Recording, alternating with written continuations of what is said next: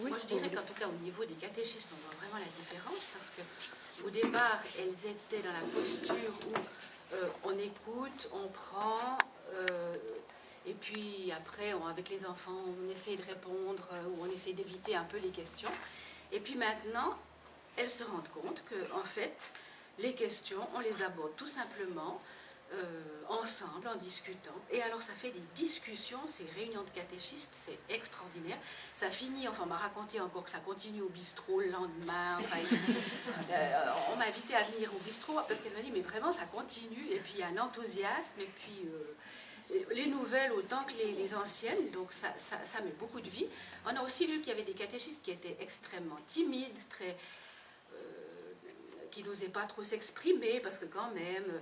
Et puis, là, elles prennent la parole, elles participent, donc c'est vraiment une ouverture. J'ai aussi entendu que dans une paroisse, par exemple, on va lire maintenant dans notre diocèse l'évangile de Marc à partir de l'Avent. Alors donc, il a été proposé que des catéchistes de porte-parole prennent des groupes, une proposition, hein, pas une obligation, mais prennent des groupes et puis animent des groupes avec cette pédagogie de porte-parole, avec cette pédagogie des bizarreries qui est tellement extraordinaire, parce que ces bizarreries, c'est une énigme à résoudre et donc ça mobilise toutes les énergies.